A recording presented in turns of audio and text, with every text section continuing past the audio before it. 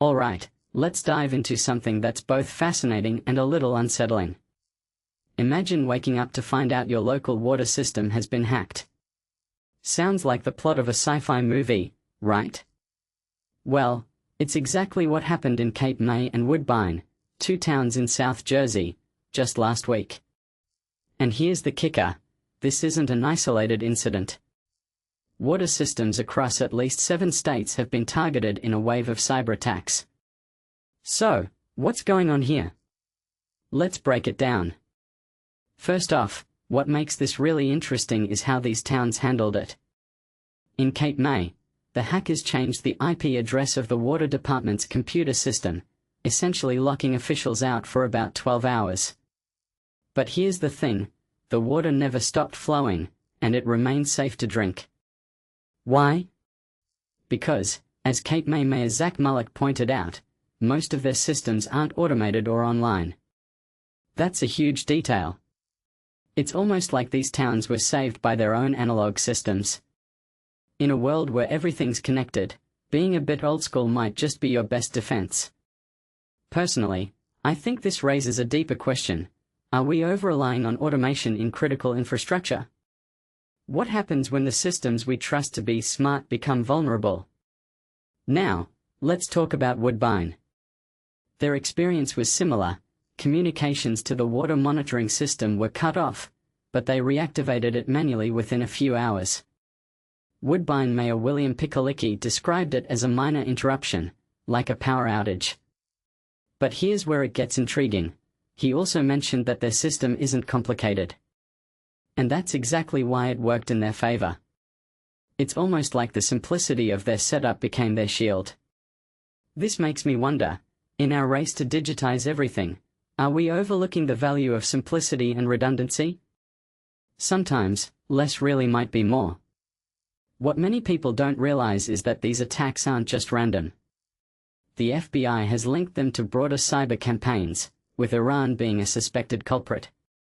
Last month, the Cybersecurity and Infrastructure Security Agency, along with the FBI and CIA, released a statement pointing fingers at Iranian cyber actors targeting U.S. critical infrastructure. This isn't just about water systems, it's part of a larger pattern of attacks on vulnerable hardware. And that's what makes this so alarming. If you take a step back and think about it, water systems are just the tip of the iceberg. What's stopping these actors from targeting power grids, transportation networks, or healthcare systems next? One thing that immediately stands out is the response from officials. Both Cape May and Woodbine were quick to reassure residents that the water was safe and that no personal data was compromised. But here's the thing: while their systems held up this time, it's a wake-up call. What if the next attack is more sophisticated? What if it targets a fully automated system?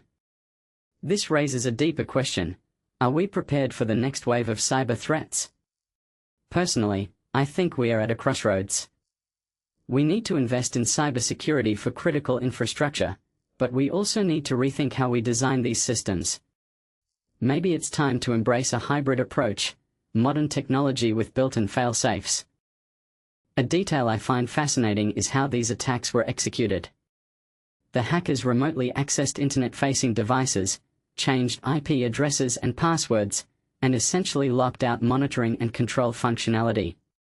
It's almost like they were sending a message: we are here, and we can disrupt you. But they didn't go further.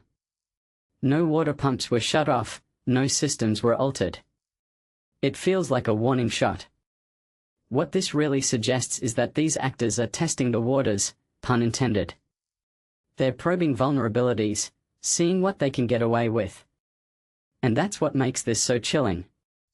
It's not just about the damage they could cause, it's about the psychological impact of knowing they're out there. So, where does this leave us? From my perspective, this is a wake-up call for all of us. We've become so reliant on technology that we've forgotten the value of simplicity and redundancy.